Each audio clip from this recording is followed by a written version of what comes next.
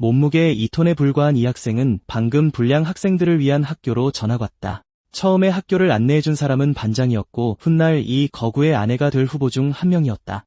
미래에는 학교에서 가장 아름다운 금발 여학생의 주목을 받게 될 것이다. 그녀는 심지어 매일 찾아와 그 뚱보에게 사귀자고 귀찮게 굴 것이다. 만약 이 짐승 같은 녀석이 받아준다면 이건 심각한 재앙이 될 수도 있다. 하지만 난 결국 그 뚱보가 흑갈색 머리를 더 좋아할 거라고 굳게 믿는다. 식당에서 몇몇 불량배들이 1학년에 인기 많은 여학생을 괴롭히려 했다. 그들은 그녀를 밀치기까지 했지만 우리의 거대한 뚱보가 그녀를 구해줬다. 우리의 영웅은 망토를 두르지 않는다. 그는 몸무게가 2톤이다. 이것이 그 녀석들을 격분하게 만들었다. 그래서 그들은 다시 그를 괴롭히러 돌아왔다. 하지만 단 한 번의 차가운 눈빛에 그들은 모두 바지에 지려버렸다. 뚱보에게 평화가 다시 찾아왔다. 하지만 또 다른 문제가 발생했다. 그는 거물에 눈에 띄게 되었다. 학교의 서열을 깬 후 그는 벌로 얼굴에 주먹을 맞게 될 것이었다. 처음에는 상대가 아주 느리다고 생각해서 쉽게 피했다. 다음에 날아올 주먹은 뼈 몇 개는 부러뜨릴 기세였다. 하지만 평화롭게 졸업하겠다고 어머니와 한 약속을 떠올리며 그는 멈춰서서 얼굴에 정통으로 주먹을 맞았다. 그는 심지어 아픈 척까지 했지만 그건 모두 연기였다. 소녀는 그가 양호실에 가길 원했지만 그는 그 주먹을 느끼지도 못했다. 교실에서는 모두가 그가 뚱뚱하다고 놀리는 것 같았다. 그는 의자에 앉아있는 트럭 군처럼 보였다. 그는 그 정도로 컸다. 하지만 이 모든 조롱은 한 불량배가 약골을 때리려다 처참하게 실패한 후 곧 끝날 것이었다. 그는 모두가 자신을 비웃자 격분했고 그 분노를 누구에게 풀지는 여러분도 알 것이다. 이 건방진 녀석은 그날 자신이 얼마나 운이 없는지 전혀 몰랐다. 우리의 뚱보는 뚫을 수 없는 성벽처럼 꼼짝 않고 서 있었다. 그 건방진 녀석은 온 힘을 다해 뺨을 날렸고 그것이 닿으려는 순간 반격이 시작되었다. 눈 깜짝할 사이에 그는 너무나 강하게 맞아 벽에 부딪힌 후 즉시 정신을 잃었다. 방에 있던 누구도 심지어 가장 강한 자조차도 그것을 믿을 수 없었다. 그리고 가장 인상적인 것은 그가 자고 있었다는 것이다. 전학생의 몸이 그저 반사적으로 반응했을 뿐이다.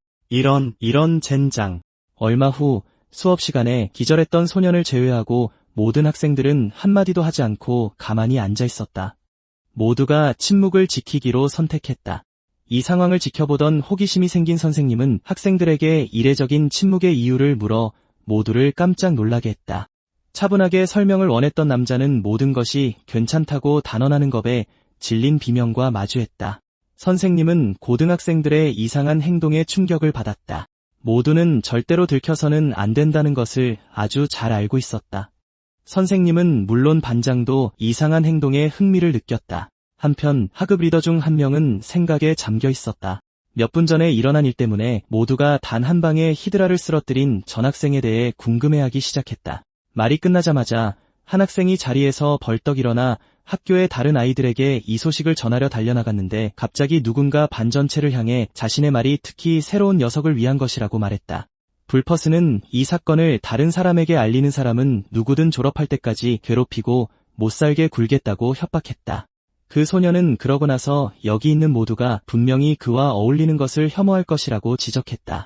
그를 이상하게 여겼던 수다쟁이 소녀들이 이 사실에 동의하자 그는 할 말을 잃었다. 그래서 그는 부하들에게 이 난장판을 치우라고 명령했고 그들은 기절한 친구를 자리로 끌고 갔다. 그러자 불피스트는 자신의 약점에 대해 의문을 품기 시작했고 다른 이들은 호기심을 느꼈다. 얼마 후 수업이 끝나고 그와 친구들은 외딴 곳에 모여 있었다. 상태를 묻자 황인신은 간신히 입을 열어 자신이 죽는 줄 알았다고 말했다. 비밀리에 모인 이유를 묻자 리더는 자신도 확실하지 않다며 이 특정 인물에게 직접 물어보고 싶었다고 주장했다. 바로 그때 그가 도착했고 상황을 파악할 틈도 없이 무시무시한 전학생을 보고 겁에 질려 입에 거품을 물기 시작했다. 영우는 그에게 정신을 차리라고 다그쳤지만 소녀는 너무 겁에 질려 간단한 말조차 이해하지 못했다. 그러자 황인신은 괴물이라고 생각하는 자로부터 급히 숨으려 했다. 이것을 본 그의 보스는 그의 얼굴에 주먹을 날리는 수밖에 없었다. 억지로 그를 진정시키기 위해서였고 다른 모두는 이 녀석의 어리석음에 어이가 없었다. 그렇게 말하고 하급 리더는 주인공에게 몸을 돌렸고 부하들은 설명을 요구했다. 나옥은 목청껏 소리를 질러 모두를 놀라게 한 후 자신은 평화로운 고등학교 생활을 위해 여기에 왔다고 차분하게 주장했다. 위협적인 어조로 그들의 도움을 요청하자 쫄따구들은 이걸 일종의 협박으로 받아들였다. 하지만 갑자기 그들의 리더가 주인공에게 우정의 손을 내밀었고 전학생이 악수를 받아들이며 리더와 잘 어울리자 모두 어안이 벙벙했다. 영우는 둘 다 이 목표를 달성할 수 있도록 힘을 합쳐야 한다고 주장했다. 나머지 패거리들은 이 문제가 얼마나 평화롭게 끝났는지에 놀랐다. 그래서 벨파스트는 그의 새 친구가 친절한 사람이기 때문에 그것이 옳은 일이라고 단언했다. 그들 중 한 명이 그가 여전히 자신들을 건드렸다고 주장하려 했지만 리더는 그들이 먼저 문제를 일으켰다고 말하며 그들을 용서하고 잘 지내라고 촉구했고 그렇게 차례차례 그 친구들은 주인공에게 자신들을 소개하고 의식을 잃은 한 명을 제외하고 그와 화해했다. 잠시 후 학생 중 한 명이 뚱보에게 이곳의 모든 규칙을 알고 있는지 물었지만 침묵이 돌아오자 그는 그 거구가 규칙을 모두 무시하고 있다는 것을 깨달았다. 그러면서 그 소녀는 이 학교의 모두가 정해진 규칙에 묶여 있다고 설명했다. 주인공이 많은 규칙들을 스스로 터득했겠지만 학년별로 서열이 있고 각자 리더 격인 인물이 있다는 것은 알아야 한다고 했다. 소녀는 그에게 그들의 학년 리더가 최근에 선출되었다고 알렸고 그의 정체에 대해 묻자 그는 그가 야만적인 갈색 곰이라고 밝혔다.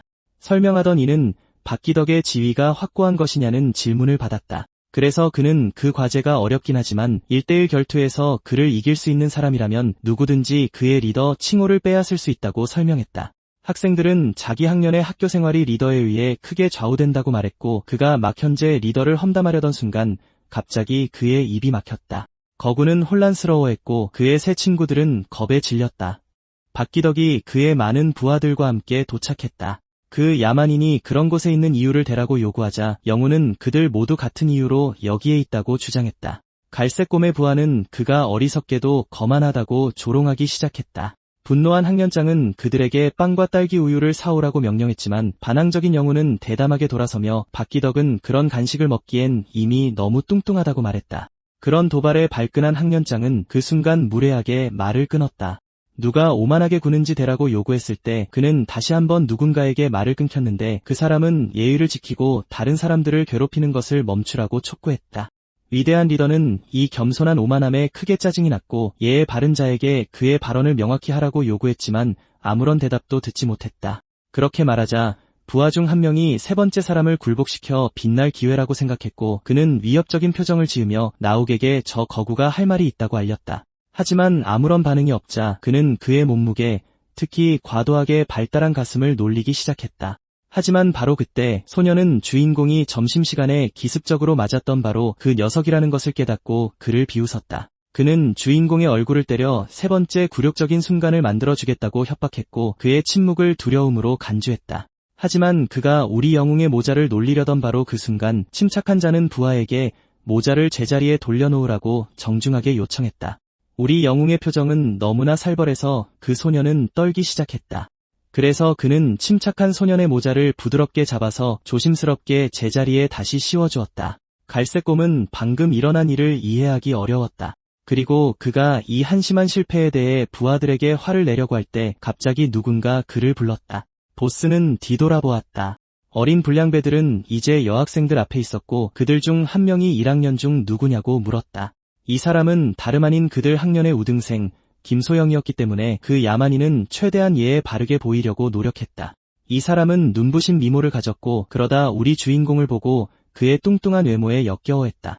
그 우등생은 수지가 할 말이 있으니 갈색 곰에게 같이 가자고 했다. 이 사람은 다름 아닌 2학년의 박수지였기 때문에 거구는 더욱 흥분했다. 그렇게 말하고 그는 행복하게 예쁜 소녀를 만나러 달려갔다. 그의 갑작스러운 퇴장은 부하들의 궁금증을 자아냈고 그래서 그는 잠시 멈춰서 그들에게 말했다. 반항적인 녀석들을 처리하라는 명령을 받자 부하들의 이상한 분위기는 갑자기 더 폭력적인 분위기로 바뀌었다. 원래 괴롭히려 했던 녀석이 갑자기 느껴지는 거대한 압박감 때문에 그만두라고 소리쳤다. 자신의 목소리가 들리지 않을 것을 보자 그는 최악의 상황이 닥치기 전에 도망치기로 결심했다. 그렇게 눈 깜짝할 사이에 우리의 주인공과 그의 친구들은 포위당했다. 대장이 명령을 내리면 그 말은 절대적이었기 때문이다. 만약 그 말을 무시하면 도망쳐서 전학을 가거나 권위에 도전했던 바로 그 대장에게 처벌받을 위험을 감수해야만 했다. 즉 대장이 명령을 내리면 절대 복종해야 한다는 뜻이었다. 그 논리에 따라 앞으로 머리를 한 녀석은 1학년으로서 대장의 말을 존중해야 한다고 설명했다. 그 말이 끝나자마자 그는 첫 번째 학생의 배를 가격하며 신고식을 시작했고 학생은 고통에 몸부림쳤다. 나머지 학생들은 이 충격적인 광경을 믿을 수 없었다. 모든 것을 지켜본 나선욱은 이 부당함에 특히 분노했다. 그러자 부하들은 불피스트가 자신들을 쏘아보는 험악한 표정을 비웃기 시작했다.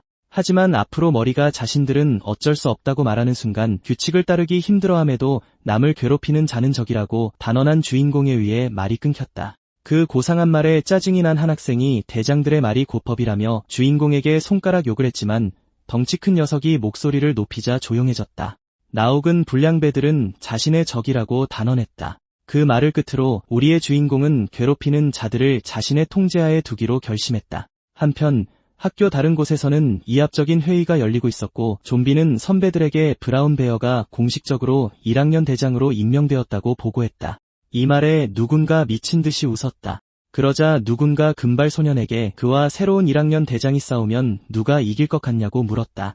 영주는 브라운 베어는 여전히 약한 후배일 뿐이라고 단언했다. 미친 녀석은 재빨리 의자에서 일어나 좀비를 불편하게 만들며 자신의 승리를 믿는지 아닌지 확실히 하라고 물었다. 금발 녀석은 그렇다고 확인하며 빨간 셔츠를 입은 키 큰 녀석은 자기 기수 중에서 독보적이라고 주장했다. 그때 그 부하가 자신의 적이라고 선언한 주인공은 제압을 시작하기로 결심했다. 그는 공중으로 뛰어올라 싸움 자세를 취했고 연이어 두 번째 자세를 취했다. 그의 발놀림으로 모든 준비가 끝났다. 모두가 매료되었다. 이것은 스텝 댄스, 즉 모두의 눈을 멀게 하는 연기 속의 숨기라는 은신 비기였기 때문이다. 덩치 큰 주인공을 본 것 같다고 생각한 깡패 하나가 즉시 그에게 주먹을 휘두르려 했다. 그의 강력한 일격은 소리 없이 연기 속으로 사라졌다. 혼란에 빠진 악당은 덩치 큰 주인공을 찾을 수 없었고 주인공은 갑자기 그의 뒤에 나타나 귓속말을 속삭여 그의 혼을 쏙 빼놓았다. 바로 그 순간 그 깡패는 벽으로 날아가 처박혔고 나머지 무리가 방금 일어난 일을 믿지 못하는 사이 두 번째 남자가 기습을 당해 일격에 쓰러졌다. 앞으로 머리는 상황을 이해할 수 없었다. 그들은 모두 연기 속에 계속 몸을 숨기는 친절한 영혼의 처분에 맡겨졌다. 학생은 공포에 질려 그런 기술은 반칙이라고 주장했다. 하지만 바로 그 순간 그는 끝없는 하얀 바다에 홀로 남겨진 자신을 발견했다. 하지만 연기가 거치자 망연자실한 앞으로 머리는 자신의 눈을 믿기 힘들었다. 동시에 안전한 곳에서 주인공의 친구들은 그의 행동을 꾸짖기 시작했다. 맞서 싸우기보다 도망치는 그들의 모습에 주인공은 혼란스러워했다. 그들 중 한 명은 규칙을 어겼으니 선배들이 개입할 것이고 이제 자신들은 끝장이라고 단언했다. 그러자 대장은 주인공이 먼저 나서지 않았다면 자신이 싸웠을 것이라며 앞으로 어떻게 할지 조심해야 한다고 말했다. 선배들이 분명 자신들의 죄를 조사하러 올 것이기에 모두가 공포에 떨었다. 그제야 대장은 누군가 없다는 것을 깨달았다. 한편 앞으로 머리가 있던 곳으로 돌아가서 그 소녀는 압도적인 기운 앞에서 자신을 발견했다. 그 위용을 보자마자 부하는 그가 바로 그 무리의 진짜 대장이라고 즉시 단정했다. 이 인물은 다름 아닌 강제로 낮잠을 자고 막 깨어난 불쌍한 히드라였다. 이 자가 정말 주범이냐는 질문에 그 학생은 브라운 베어에게 황인신에게 공격당했다고 온 힘을 다해 주장했지만 대장은 의심을 품었다. 깡패들은 브라운 베어에게 저 약해 보이는 놈이 정말로 자신들을 공격했으며 그가 진짜 보스라는 사실을 숨기기 위해 심리전을 벌이는 것이 틀림없다고 주장했다. 히드라는 무슨 일이 일어나는지 전혀 모른다고 사과하더니 악당 같은 미소를 지으며 다시 한번 모르는 척했다. 겁에 질린 깡패는 소위 대장이라는 자가 방금 지었던 사악한 표정을 지적했고 그 때문에 그는 자기 보스의 눈에 망상에 빠진 사람처럼 보였다.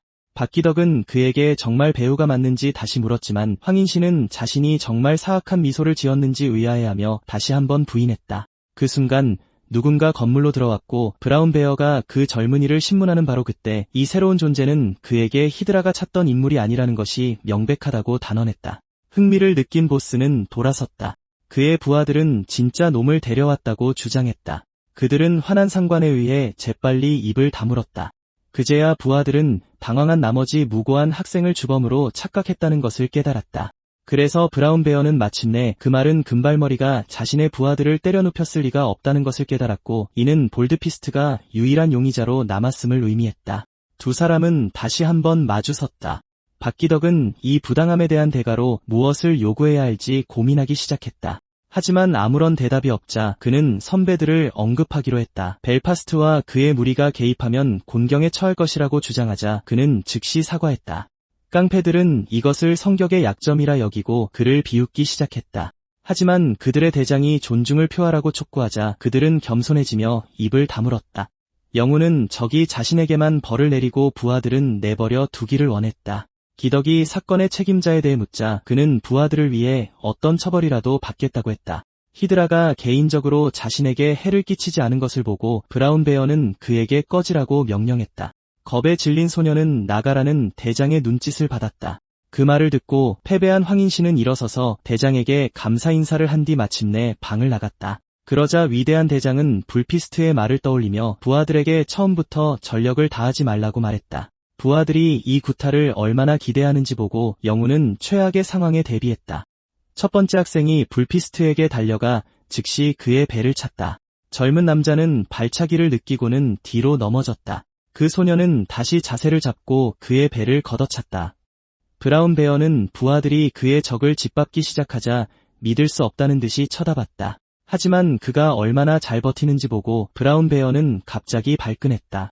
인생 최고의 시간을 보내던 앞으로는 갑자기 피에 굶주린 대장에게 어깨를 잡혀 아무렇지 않게 내동댕이 쳐졌다. 이것을 본 불피스트는 최악을 예상하기 시작했다. 소년이 구타를 잘 견디는 것을 보고 대장 역시 그에게 주먹을 휘두르기로 결심했다. 그는 그 젊은이의 다리를 잡고 비틀 준비를 했다. 대장이 영우는 반격하지 말고 순순히 받아들여야 한다고 말하자 모두가 공포에 질렸다.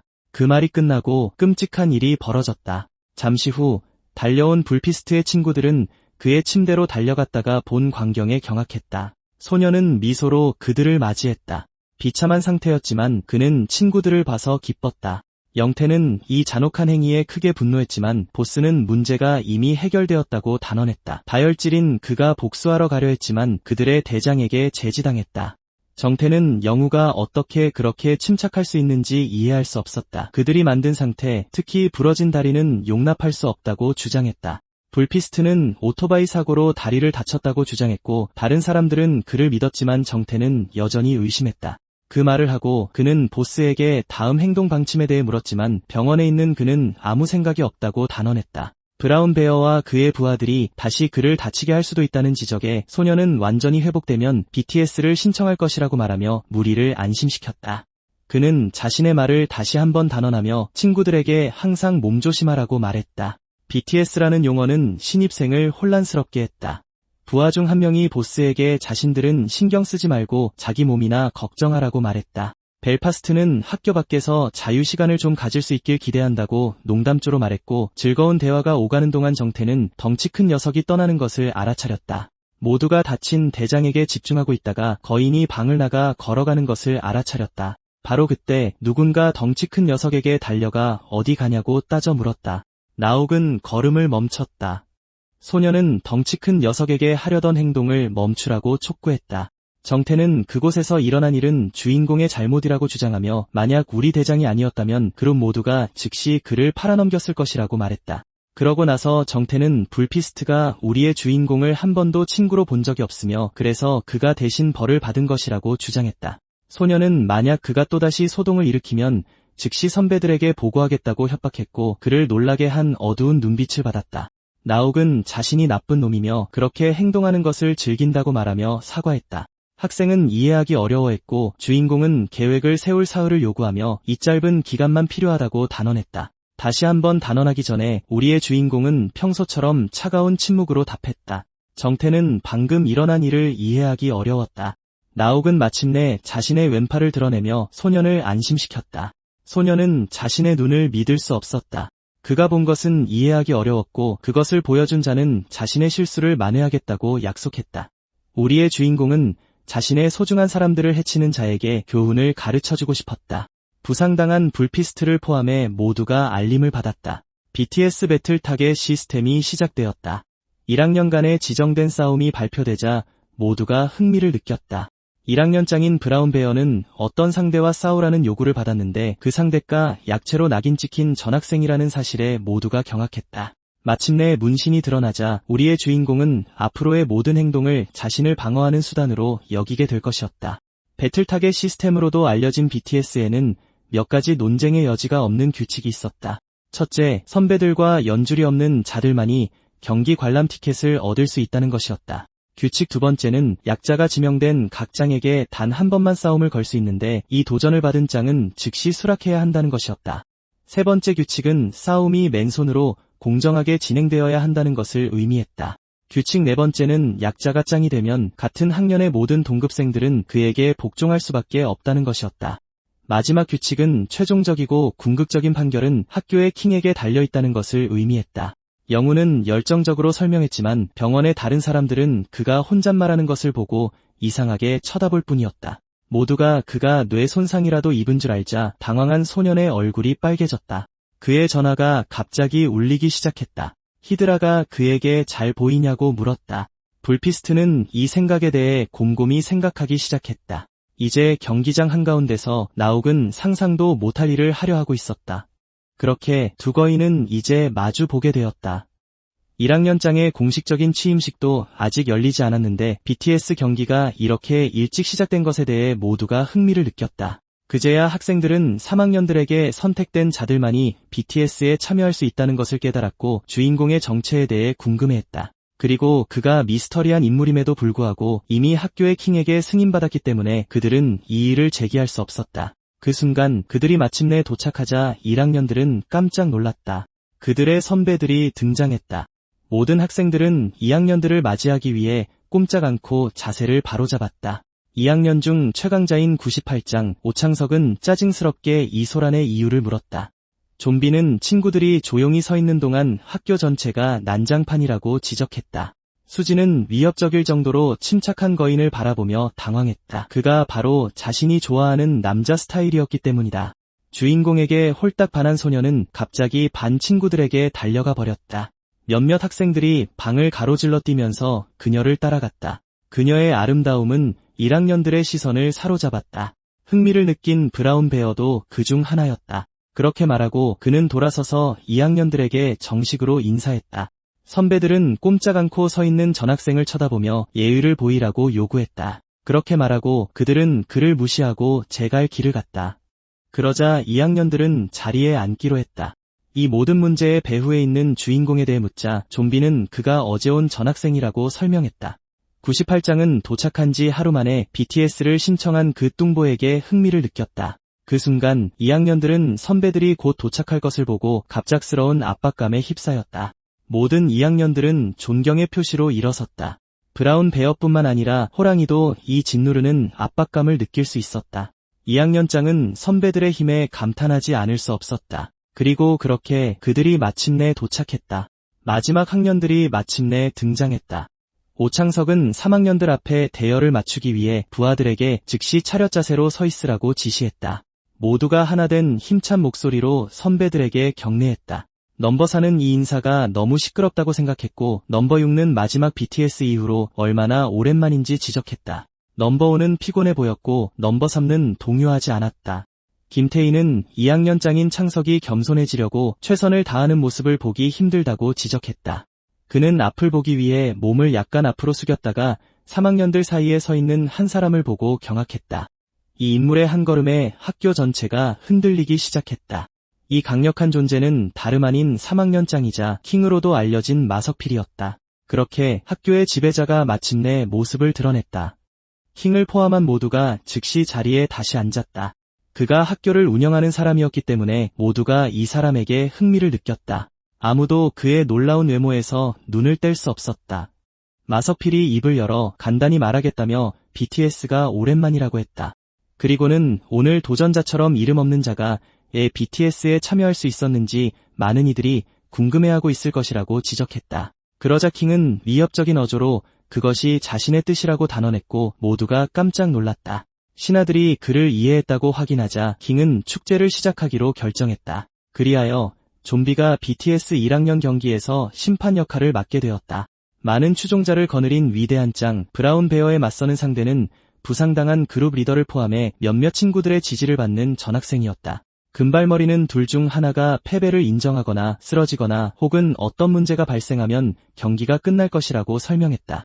그러고 나서 선배는 후배들의 거시기를 만지며 그곳이 유일하게 건드리는 것이 금지된 부위라고 단언했다. 그리고 그 말과 함께 경기가 마침내 시작되었다. 함성 소리가 경기장을 가득 메웠다. 박기덕이 첫 펀치를 날리자 나욱은 즉시 막아냈다. 철벽 방어는 두 번째 공격도 재빨리 막아냈다. 위대한 짱은 신입에게 펀치 세례를 퍼부었지만 그는 방어 자세를 유지할 뿐이었다. 이는 브라운 베어를 자극했고 그는 공격이 없는 것을 자신을 얕보는 것으로 여겼다. 전학생이 자신을 얕보고 있다고 생각하자 그는 격노했다. 그는 나욱을 뒤로 밀어내는 강력한 펀치 연타를 날렸다. 그의 부하들은 그의 활약에 특히 기뻐했지만 3학년은 사실 싸움을 지배하고 있는 쪽은 그의 상대라고 단언했다.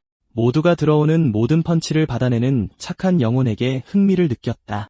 하지만 가장 놀라운 부분은 공격하는 쪽이 숨이 차 보인다는 사실이었다. 박기덕은 자신이 공격하는 쪽임에도 불구하고 데미지를 입는 쪽은 자신이라는 느낌을 지울 수 없어 힘든 상황에 처했음을 깨달았다. 그리고 그가 주인공의 계획에 대해 궁금해하기 시작했을 때 주인공은 평소에 무심한 말투로 그에게 말을 걸어 그냥 사과하면 자비를 베풀겠다고 했지만 자존심 강한 브라운 베어는 거절했다.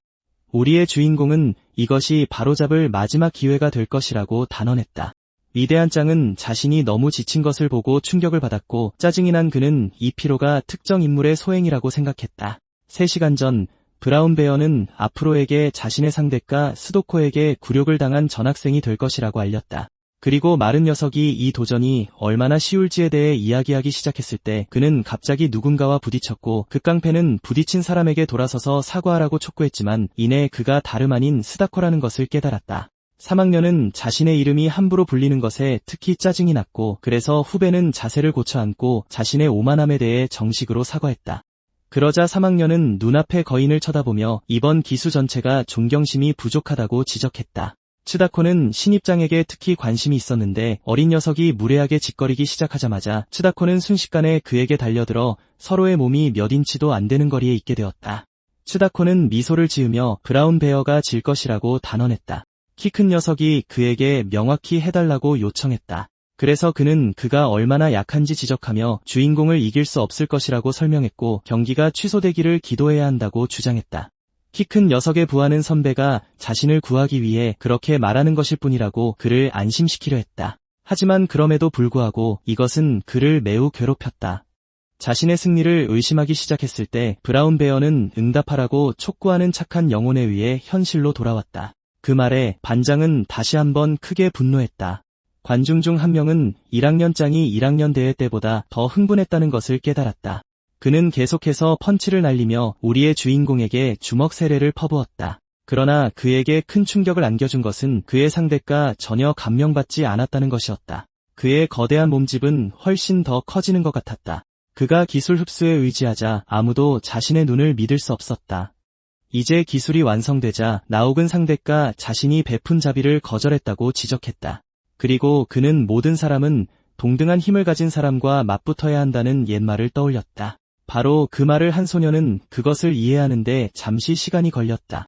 그 말을 되살리기로 결심하기 전에 죄로부터 그를 정화하기 위해 상대에게 돌진하며 주인공은 그에게 똑똑히 보라고 촉구했다. 브라운 베어는 이상한 힘에 압도당했다. 주인공은 오른 주먹, 심장 청소라고 알려진 기술을 사용하기로 결심했다. 오른손만으로 50파운드의 힘을 냈고 맡고 있던 1학년 대장은 마침내 상대가 미쳤다는 것을 깨달았다. 그리고 그렇게 갈색곰은 빗발치는 주먹 세례를 받게 되었다. 이 때문에 박기덕은 숨을 쉴 수 없었다. 그의 부하들은 자기 눈을 믿을 수 없었다. 키 큰 녀석은 상대의 힘을 믿을 수 없었다. 주인공은 모든 것을 끝내기 위해 그에게 사과하라고 재촉했다. 그가 주머니에서 담뱃갑을 꺼내기도 전에 심판은 규칙에 어긋나는 흡연 시도를 즉시 지적했다. 한편 갈색곰은 자신이 질 것이라는 사실을 받아들일 수 없어 주머니에 손을 넣어 너클을 꺼냈다. 친구들이 경악하는 가운데 그는 기습적으로 주인공의 머리를 너클로 내리쳤고 무고한 남자의 피가 땅에 튀었다. 이 광경을 본 모두는 눈을 의심하며 갈색곰이 상대를 쓰러뜨리기 위해 무기를 사용해 규칙을 어겼다고 소리쳤다. 2학년들은 이 사건의 전개에 경악했고 수지는 방금 일어난 일을 믿기 힘들었다. 심판 자신도 놀랐지만 무기를 사용한 소년을 실격시키려던 순간 웃음소리에 방해를 받았다. 그는 반칙을 선언하려 했지만 또다시 방해를 받았다. 짜증이 난 좀비가 이 무례한 자가 누구인지 보려고 돌아섰을 때 그는 다름 아닌 킹 자신이 실컷 웃고 있는 것을 보고 경악했다. 그의 사악한 웃음소리에 모든 학생들의 등골이 오싹해졌다. 좀비가 싸움을 멈추려 했지만 97대장은 그에게 경기를 재개하라고 촉구했다. 신성한 규칙 중 하나가 깨진 것을 보고 어떤 학생도 납득하지 못했다. 심판이 항의하려 했지만 토론의 여지는 없었다. 그리고 킹은 싸움을 재개하라고 그를 재촉하며 전교생에게 명령을 소리쳤다. 그의 목소리만으로도 강력한 충격파가 생겨 일부 학생들은 의식을 잃기까지 했다. 그 2학년은 누구도 맞설 수 없는 막강한 힘 앞에 서 있었다. 이것이 바로 학교 지배자의 진정한 힘이었다. 그래서 그는 경기를 재개할 수밖에 없었다. 영우는 이 광기에 특히 격분하여 부상에도 불구하고 침대에서 일어나려 했지만 양호 선생님이 그를 막았다. 절망한 황인씨는 주인공이 다쳐 이미 쓰러져 있는 것을 보고 그런 광기를 이해할 수 없어 땅에 주저앉았다. 수지 역시 킹의 말에 의문을 제기했다. 한편 이성을 잃은 갈색곰은 자신이 전학생보다 못하다는 수다코의 말을 떠올렸다. 킹은 그에게 싸움을 끝내라고 재촉했고 야만인이 주인공을 끝장내기 위해 달려드는 것을 보았다. 하지만 바로 그 순간 누군가 얼굴로 주먹을 막아내고 땅에 쓰러지며 뚱뚱한 친구를 구했다. 그는 바로 정태였고 그의 영웅적인 행동에 친구는 깜짝 놀랐다. 이로써 현재 1학년 대장은 자기 앞에 쓰러져 있는 두 약자를 보고 혼란스러워했다. 하지만 그 순간 학교의 압도적인 지배자는 그에게 싸움을 끝내라고 재촉했다. 과거에 어떤 남자가 분노에 차 누군가에게 언어적, 신체적 폭력을 가하고 있었다. 그는 바로 어린 박기덕이었고 삶을 경멸했으며 이 남자에게 쓸모없다는 말을 들었다. 몇 년 후 싸우면서 그는 그 남자의 말에 일리가 있음을 깨달을 수밖에 없었다. 그 소녀는 강력한 펀치를 날려 상대를 이길 수 있었다. 어린 곰은 근처 아이들의 환호를 받으며 자신이 얼마나 맷집이 좋고 의지가 강한지 깨닫게 해준 그 사람에게 어느 정도 감사했다. 스스로를 쓸모없다고 여겼던 소녀는 마침내 자신이 잘하는 것을 찾았다. 그리고 모든 싸움이 상대가 발밑에 쓰러지는 것으로 끝났음에도 불구하고 기덕은 다른 사람들의 사랑이 자신이 거둘 수 있는 승리의 수에 비례한다는 것을 깨달았다. 즉, 그는 어떤 대가를 치르더라도 승리를 쟁취해야만 했고 패배를 맛보면 자신의 입지가 흔들릴 것이라 생각했다. 하지만 그 순간 그는 싸움에 집중하라는 주인공의 말에 꿈의 세계에서 깨어났다. 주인공이 이제 그의 행동을 되돌릴 수 없다고 말하자 갈색곰은 경악했다. 나욱이 그 소년을 속죄의 길로 인도하겠다고 말하자 3학년들조차 끔찍한 압박감을 느낄 수 있었다. 그리고 그 말과 함께 봉인이 풀렸다. 무장한 청년이 다시 그에게 돌진했지만 그는 자신의 기술인 백스텝으로 쉽게 피했다. 그리고 주인공은 자세를 잡았고 킹조차 충격에 빠뜨렸으며 마침내 그는 주먹을 날릴 준비가 되었다. 압도적인 반격의 진실이 마침내 터져나왔다. 모든 관중, 특히 압도적인 힘 앞에 선 박기덕은 할 말을 잃었다. 그렇게 마지막 일격이 적중했고 이 약자의 승리로 주인공은 마침내 99대장으로 등극했다.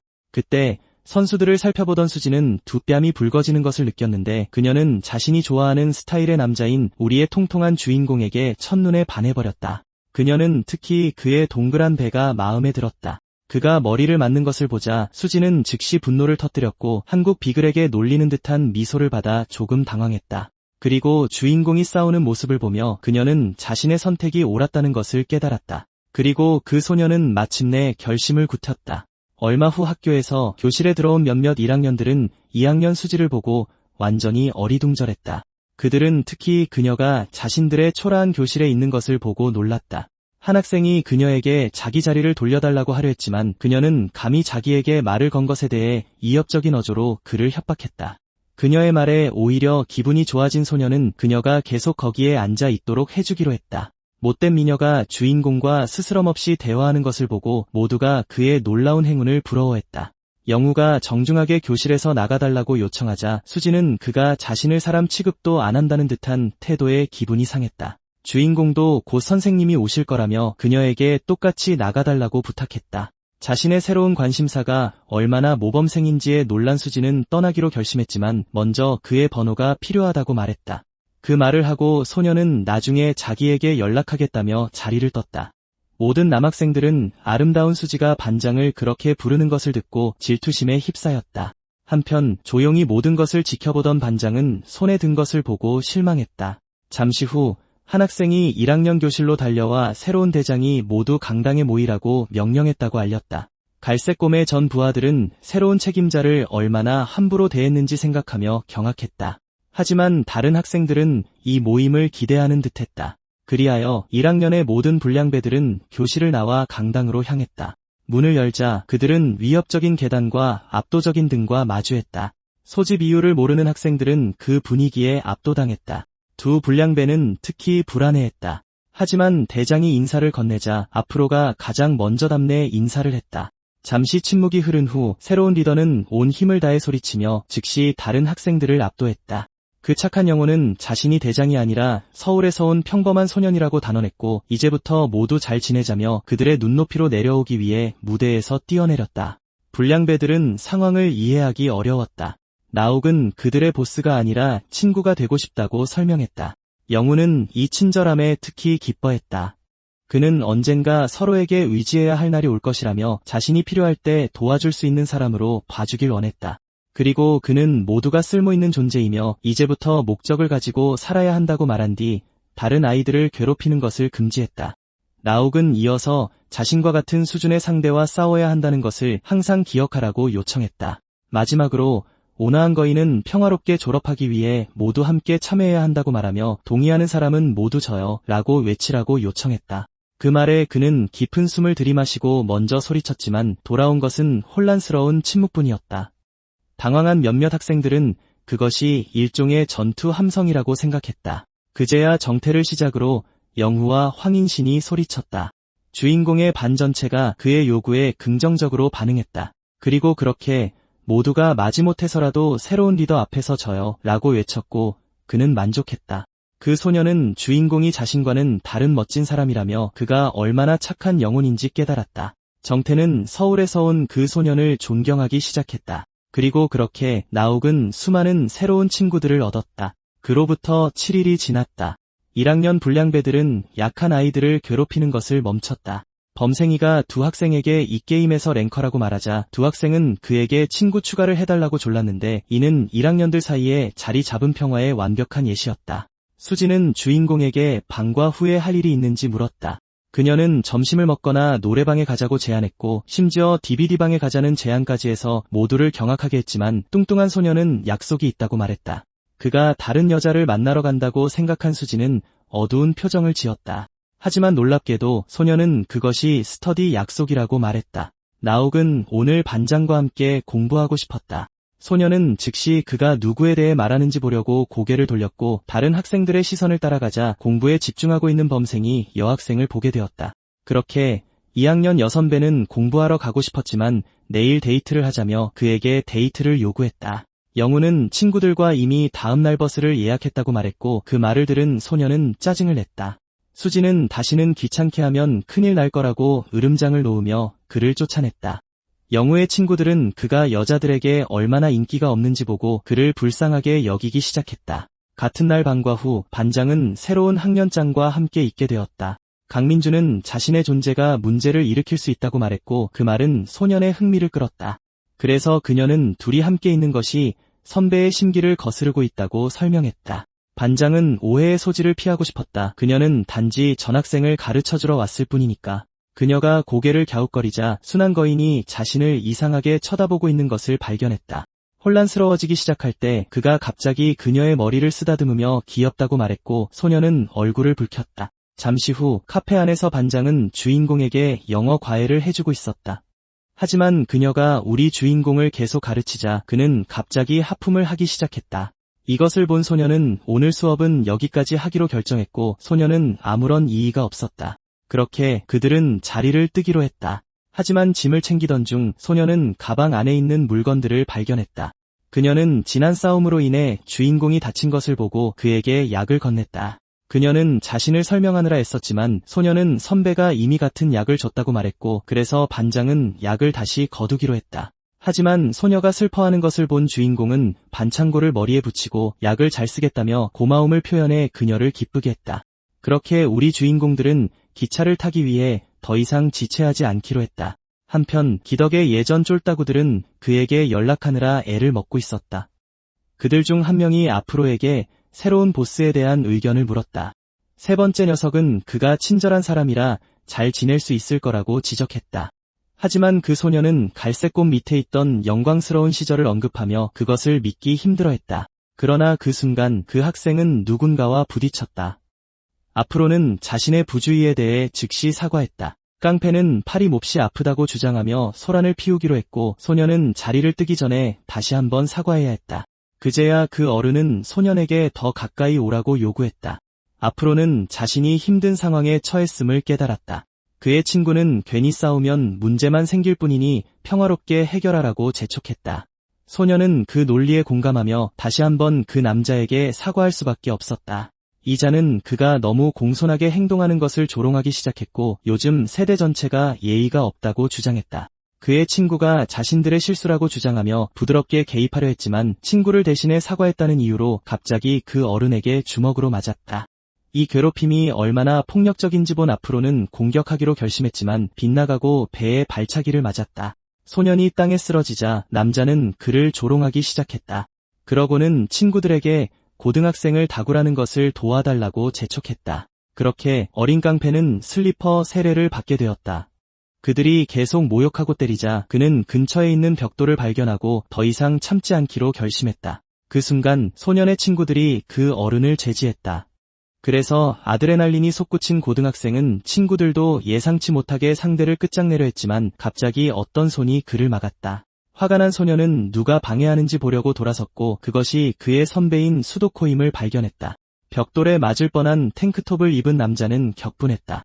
하지만 도코는 이미 당국에 연락했다고 주장했다. 그 말에 어른들은 패배한 채 떠날 수밖에 없었다. 고등학생이 자신들에게 뭐가 좋은지 알 것이라며 꺼지라고 소리쳤기 때문이다. 몇 분 전 아르바이트를 하던 3학년 학생은 근처에서 싸움이 벌어진 것을 발견했다. 후배 몇 명이 싸움에 끼어 있는 것을 알아본 수도코는 그들이 할 일이 더럽게 없다고 말했다.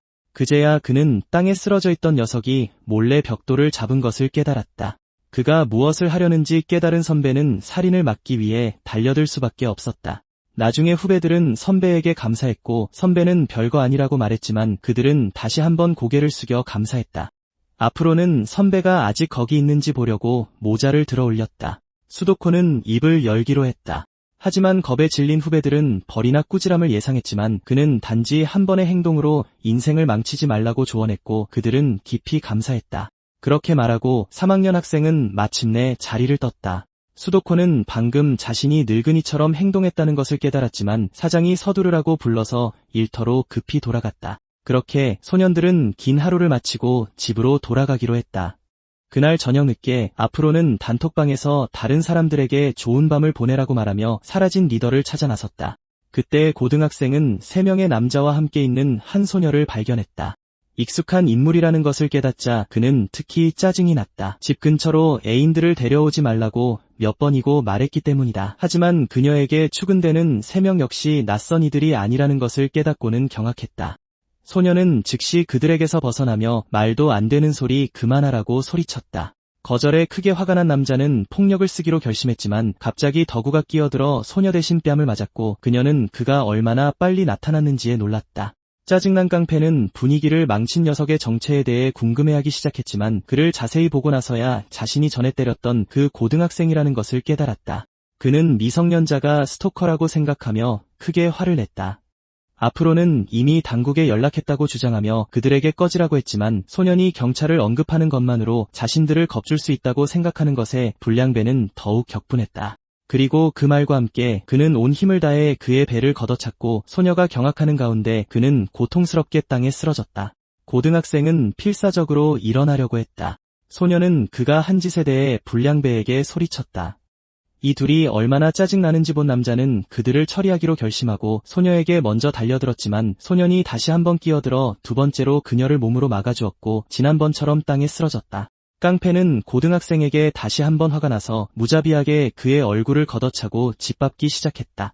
지난번처럼 불량배의 발밑에 깔린 젊은이는 매우 짜증이 났다. 그 순간 그는 근처에 있는 돌을 발견했다. 그것을 보자 그의 머릿속에 떠오른 첫 번째 생각은 그것을 무기로 사용하여 마침내 자신을 괴롭히는 자를 끝장내는 것이었다. 그제야 그는 선배의 현명한 말을 기억해냈다. 소녀는 가장 비참한 순간에 너무나도 옳은 것을 기억해냈다는 사실에 매우 짜증이 났다. 그때 호루라기 소리가 들렸다. 불량배들은 마침내 발각되었다. 이것을 보고 그들은 즉시 현장에서 도망치기로 결정했다. 하지만 그들이 도망치는 동안 경관은 소년을 향해 달려갔다. 그는 재빨리 그의 상태를 확인했고 앞으로는 다치지 않았다고 말하며 걱정해준 것에 대해 감사했다. 소년은 그가 감사함을 표현할 줄 안다는 사실에 어리둥절했고 맞은 사람은 매우 짜증이 났다. 그럼에도 불구하고 그는 그 문제를 접어두고 그녀에게 집으로 돌아가자고 재촉했다. 그 여자는 저녁을 달라는 구원자의 손을 잡았고 하루 종일 아무것도 먹지 않은 그를 꾸짖었다. 다음날 학교에서 젊은이는 친구에게 간밤의 모험에 대해 이야기하며 자신의 불운에 대해 불평하기 시작했다. 그 순간 3명 중 1명은 보스와 그의 친구들이 이쪽으로 오고 있다는 것을 알고 경계했고 3사람은 자세를 바로잡고 길을 비켜섰다. 보스와 그의 부하들이 그들 옆을 지나갔다. 앞으로는 책임자가 마침내 떠났는지 확인하기 위해 눈을 떴지만 순한 거인이 그의 영혼을 꿰뚫어 보는 것을 발견했다. 겁먹은 소녀는 무슨 문제라도 있냐고 물었다. 보스 99는 비켜설 필요가 없다고 말했다. 주인공이 친구 사이에는 그런 짓을 하면 안 된다고 설명하자 앞으로는 혼란스러워했다. 그는 덕우라고 알려진 소년에게 말을 걸었고 보스가 그의 이름을 안다는 사실에 놀라며 그의 상처에 대해 물었다. 앞으로가 계단에서 굴렀다고 주장하자 그의 보스는 누가라고 대답했고 그는 완전히 혼란에 빠졌다. 주인공은 그를 다치게 한 사람의 이름을 대라며 다시 한번 누가라고 소리쳤다. 덕우는 자신의 이야기를 고수하려고 했다. 이제 새로운 친구와 코를 맞댄 채 우리 주인공은 그에게 이를 닦았는지 물었다. 그는 아이씨라고 소리치며 그 끔찍한 입 냄새와 침을 치우라고 윽박질렀다. 나머지 소년들도 준비가 되었다고 말했다. 이 갑작스러운 지지에 3명의 불량배들은 놀랐다. 나옥은 누군가 자신의 동료인 덕우를 학대했다는 사실에 격분했다. 나중에 주인공과 그의 친구들은 문제의 인물을 찾아 나섰다. 마을의 이 구역은 활기차고 축제 분위기였다. 히드라가 달려와 친구들에게 특정 소리를 들었는지 물었다. 소년들은 호기심을 느꼈다. 그리고 그는 확신했다. 이 웅장하고 즐거운 곳에서 그의 젊은 피가 끓는 소리였다.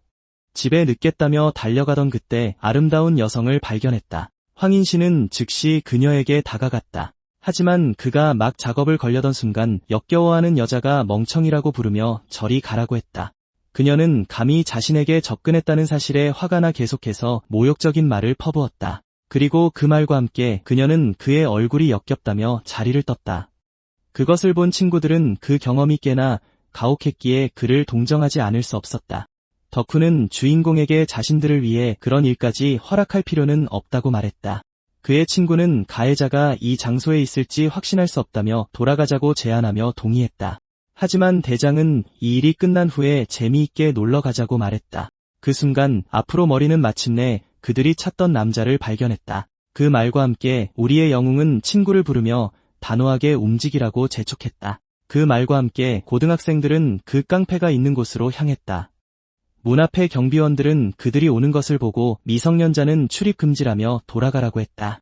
마음씨 고운 거인은 아내의 사람을 찾으러 왔다고 말했지만 문 앞의 사람들은 신경 쓰지 않았다. 그래서 우리의 영웅은 그의 기술, 섹시한 호랑이의 눈빛을 사용할 수밖에 없었다. 그러고는 재빨리 비키라고 명령했다. 그리고 그렇게 한때 고등학생들의 출입을 금지했던 이들은 우리의 영웅을 건물 안으로 환영했다. 한편 모든 것을 지켜본 그의 친구들은 바로 눈앞에서 펼쳐진 사건을 이해하기 어려웠다.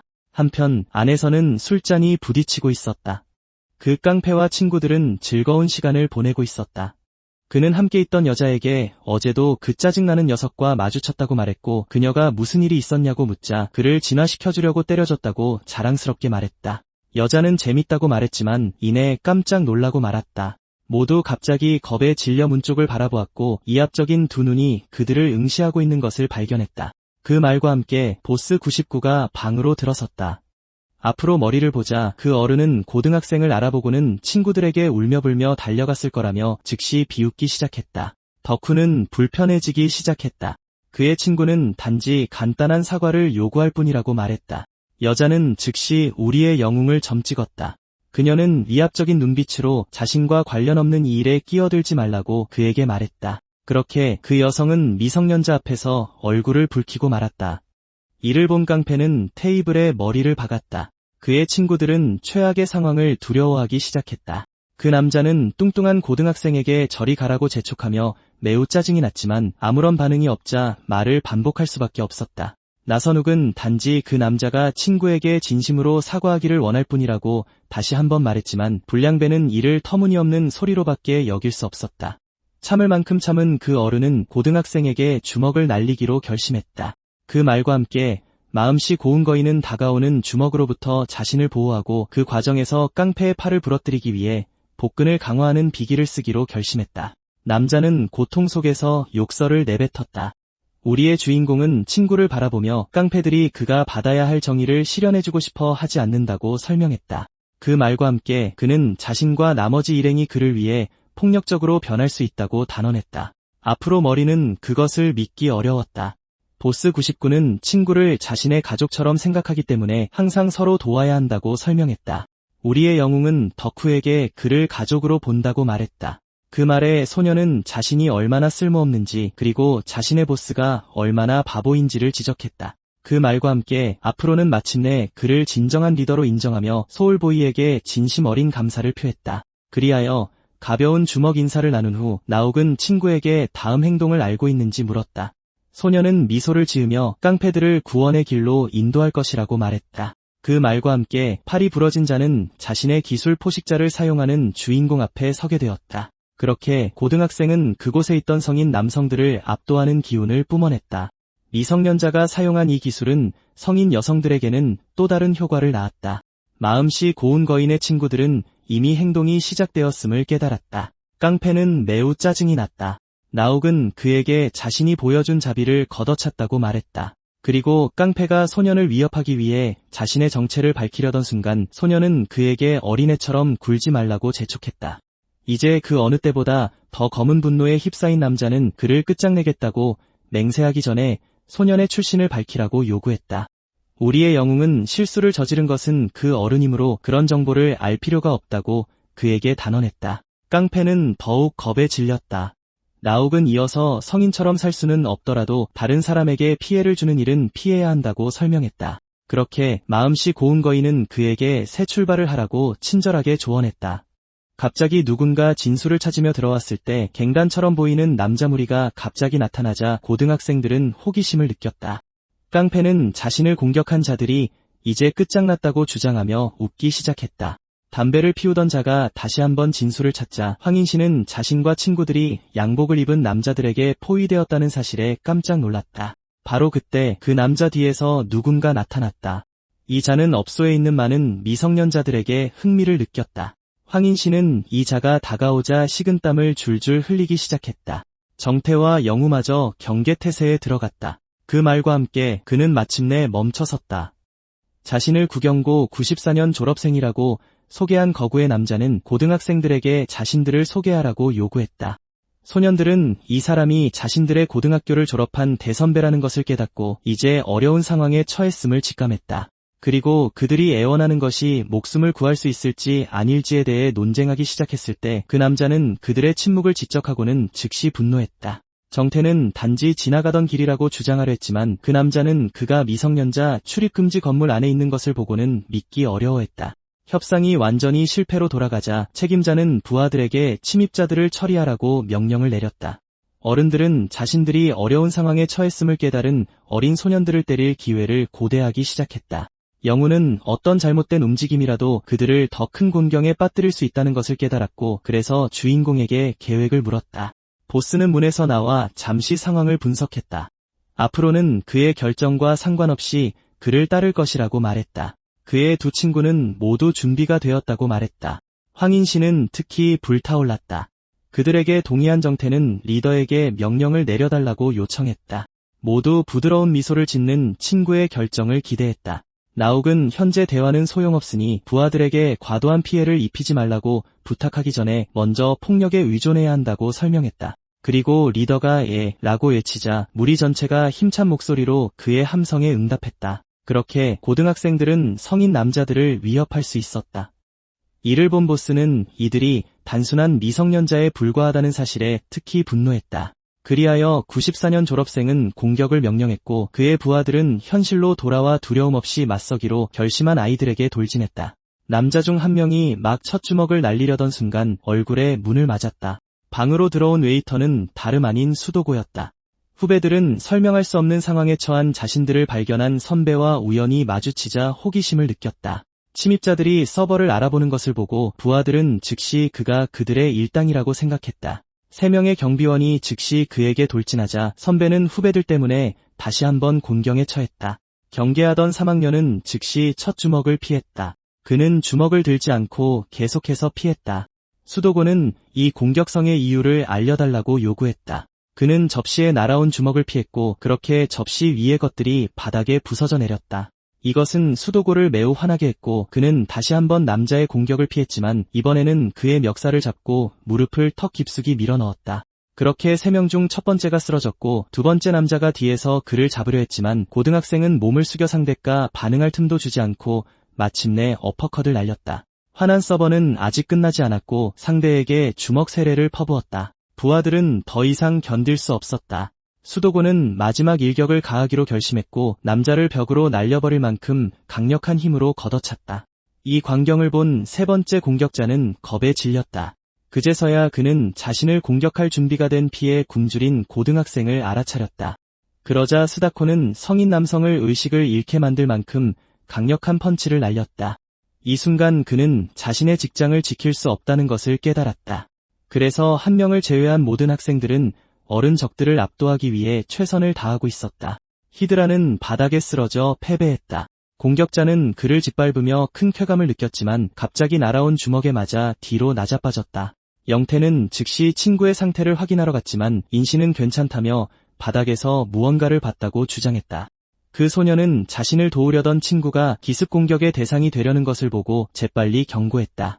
갑자기 누군가 공격자에게 돌진해 동료의 발밑으로 날려버렸다. 그는 바로 덕구였고 친구에게 정신 차리라고 말했다. 정태는 이에 크게 기뻐하며 자신을 구해준 이에게 감사를 표했다. 소년에게 쓰러졌던 남자는 재빨리 일어나 고등학생들에게 한 짓에 대한 대가를 치르게 될 것이라고 단언했다. 한편 2명의 고등학생은 많은 어른들에게 둘러싸여 있었다. 불피스트는 이제 선배와 등을 맞대고 있었다. 후배가 설명을 요구하자 스도코가 자기 직장에서 문제를 일으킨다고 불평하는 것을 듣고 나서야 그 소녀는 왜 늦게까지 일하는 선배가 괜찮다고 말하면서도 학교에서 항상 피곤해했는지 마침내 이해했다. 스도코는 즉시 후배의 버릇없는 태도를 지적했고 소녀는 그런 불평이 얼마나 잦은지 꼬집었다. 그 말을 마치고 선배는 99기 애들은 다 똑같다며 수많은 상대 중 한 명에게 주먹을 날렸다. 모두가 싸움에 정신이 팔려있는 동안 주인공은 무언가 다가오는 것을 느꼈다. 그때 누군가 그저 평범한 고등학생일 뿐이라며 그들의 실력을 칭찬했다. 책임자는 누군가를 굴복시킬 기회가 오랜만이라며 흥분했다. 그 말과 함께 두 보스는 이제 얼굴을 마주했다. 영태와 영후 그리고 나머지 고등학생들은 서로를 어둡게 노려보는 두 거인에게 시선을 돌렸다. 어른이 먼저 움직이기로 결심했고 눈 깜짝할 사이에 후배는 모자 아래로 날아온 주먹을 발견했지만 가볍게 피했다. 우리의 주인공은 날아오는 공격들을 계속 피하면서도 태연함을 잃지 않았고 몇몇 공격에 살짝 긁히기도 했다. 하지만 결국 어른은 뚱뚱한 미성년자를 밀어낼 정도의 강력한 펀치를 날렸지만 그럼에도 주인공의 표정은 변함이 없었다. 반면에 상대는 그가 자신의 모든 공격을 얼마나 쉽게 피하는지 보고 당황했다. 이로 인해 그 남자는 더욱 흥분했다. 그 말을 하며 그는 주인공에게 살고 싶으면 연기를 그만두라고 촉구했다. 책임자가 모래주머니를 푸는 것을 보고 부하들은 오늘 누군가 다칠 것이라는 것을 깨달았다. 바닥에 놓인 모래주머니를 보며 주인공은 그것이 1kg이라는 사실에 흥미를 느꼈다. 그러자 그 남자는 상대가 자신을 바보 취급해서 기분이 상했다고 주장했다. 그는 주인공이 자신을 상대로 전력을 다하지 않고 있다는 것을 쉽게 알 수 있었다. 어른은 태도를 바로 바꿔주겠다며 끔찍한 주먹으로 그에게 빠르게 돌진했다. 그 말과 함께 99대장은 벽으로 내동댕이 쳐졌고 그의 친구는 그의 안전을 걱정했다. 주인공은 이제 바닥에 누워 있었지만 자신이 빗나갔다는 것을 잘 아는 상대는 그에게 연기를 그만두라고 촉구했다. 그 남자는 소년의 뛰어난 전투 본능에 즐거워했다. 나옥은 재빨리 일어나 모자를 고쳤었다. 그 말을 하며 어른은 자신을 94기 졸업생 이만호라고 소개하며 인사를 시작했다. 모두가 그가 자신들의 고등학교 졸업생, 특히 전설적인 94기라는 사실에 충격을 받았다. 우리의 주인공도 겸손하게 자신을 소개했다. 고요한 거인만큼 강력한 사람의 이름을 모른다는 사실에 흥미를 느낀 이만호는 그가 이 지역 출신이 아니라는 것을 즉시 깨달았다. 이것은 그 남자를 더욱 흥분시켰고 그는 상대에게 더 가까이 오라고 재촉했다. 선욱은 상대의 공격을 바탕으로 수준을 파악했고 진지하게 싸우기로 결심한 후 빠르게 둘 사이의 거리를 좁혔다.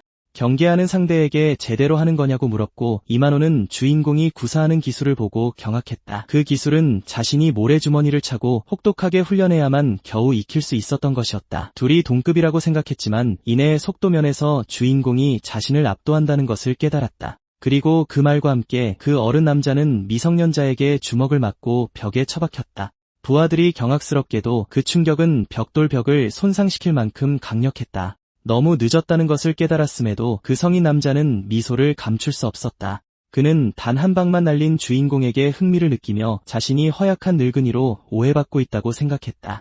하지만 온화한 거인은 쓰러진 사람을 공격하는 것은 금지되어 있다고 단언했다. 이러한 명예를 인정하면서도 이만호는 그 대가가 클 것이라고 어린 친구에게 말한 뒤 그에게 돌진해 빠른 주먹을 날렸다. 그것을 피하고 처음에는 태연했던 주인공은 이내 자신의 얼굴에 상처가 났다는 것을 깨달았다. 만족한 남자는 궤도를 수정하고 같은 공격을 반복하며 두 번째 시도를 했다. 주인공은 빠른 주먹들을 계속 피하며 얼굴에 2개의 상처를 더 입었다. 그는 결코 반격하지 않고 계속해서 공격을 피했다. 그 순간 미성년자를 바라보던 성인 남자는 자신이 서서히 속도를 잃고 있다는 것을 마침내 깨달았다. 이만호는 상대를 강하게 펀치하여 그 충격으로 몇 피트 밀려나게 함으로써 거리를 벌렸다. 성인 남자는 어린 상대의 힘을 인정하며 자신의 리더 이후로 전력을 다하게 만든 첫 번째 사람이라고 말해 그를 상당히 놀라게 했다. 이만호는 어린 친구에게 진지하게 싸우지 않으면 초고속 이동이라는 자신의 필살기 앞에서 목숨을 잃을 수도 있다고 경고했다. 그렇게 그 학교 졸업생은 총알처럼 빠른 속도로 후배에게 돌진했다. 성인 남자는 99대장의 움직임이 속도에서 뒤처진다고 느낄 수밖에 없었다. 그리고 자신이 승리자라고 생각하는 순간 갑자기 눈앞에 주먹이 나타났다. 우리의 주인공은 자신의 기술인 빠른 반격으로 그의 얼굴을 강타했다. 평범한 10대에 의해 성인 남자가 벽으로 날아가는 것을 아무도 믿을 수 없었다. 부하들은 특히 충격을 받았고 자신들의 큰형님의 안전을 걱정했다. 이만호는 서울 크루에 있던 한 형님에게서 그들이 수도에서 팬텀 크루에게 패배했다는 말을 들었다. 팬텀 크루는 2명으로 구성되어 있으며 두 전설이 가는 길마다 모든 것을 휩쓸면서 한국 전역에서 명성을 얻고 있었다. 아무도 그들의 정체나 동기에 대해 알지 못했다. 하지만 현장에 있었던 그 문제의 형님은 첫 번째 남자를 강한 턱과 기계 같은 웃음소리를 가진 사람으로, 두 번째 남자는 왼팔에 문신이 있고 무쇠 같은 배를 가진 사람으로 묘사했다.